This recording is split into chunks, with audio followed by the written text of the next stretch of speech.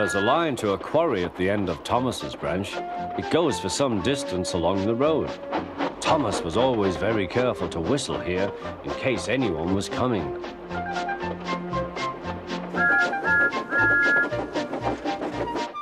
Early one morning, a large policeman was sitting close to the line. Thomas liked policemen. He had been a great friend of the constable who had just retired. Peep, peep, he whistled, "Good morning." Thomas expected that the new constable would be friendly too, but was sorry to see that he didn't look friendly at all. He was red in the face and very cross. "Disgraceful," he spluttered. "I didn't sleep a wink last night. It was so quiet, and now engines come whistling suddenly behind me." "I'm sorry, sir," said Thomas. "I only said good morning." A policeman pointed to Thomas. "Where's your cowcatcher?" he asked. "But I don't catch cows, sir." "Don't be funny," snapped the policeman. He looked at Thomas's wheels. No side plates either, and he wrote in his notebook, "Engines going on public roads must have their wheels covered and a cowcatcher in front to protect people and animals from being dragged under the wheels if they stray onto the line. You haven't, so you are dangerous." "Rubbish," said Thomas's driver. "We've been along here hundreds of times and never had an accident." "That makes it worse," the policeman answered. He wrote "regular lawbreaker" in his book. Thomas puffed sadly away.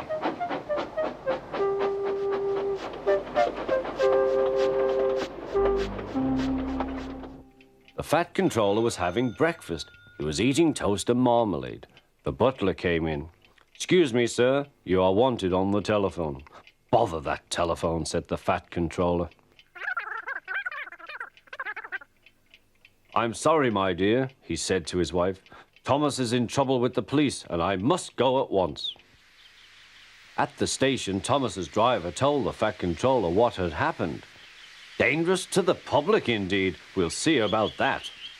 The fat controller spoke to the policeman.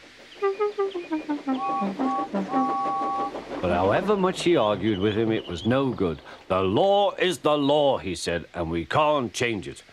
The fat controller felt exhausted. "I'm sorry, driver," he said. "It's no use arguing with policemen. We will have to make those cowcatcher things for Thomas, I suppose." "Everyone will laugh, sir," said Thomas. "They'll say I look like a tram."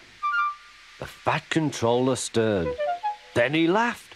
"Well done, Thomas. Why didn't I think of it before? We want a tram engine. When I was on my holiday, I met a nice little engine called Toby. He takes trucks from the farms, but the lorries are taking over most of his work and he needs a change. He has cowcatchers and side plates.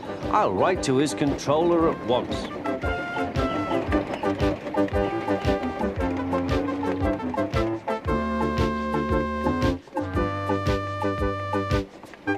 A few days later, Toby arrived. "That's a good engine," said the fat controller. "I see you've brought your coach, Henrietta." "You don't mind, do you, sir?" asked Toby. "The station master wanted to use her as a hen house, and that would never do." "No, indeed," said the fat controller. "We couldn't allow that."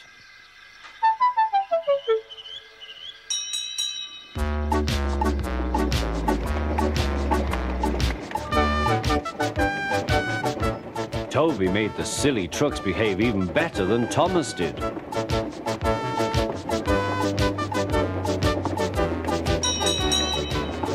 Oi, you!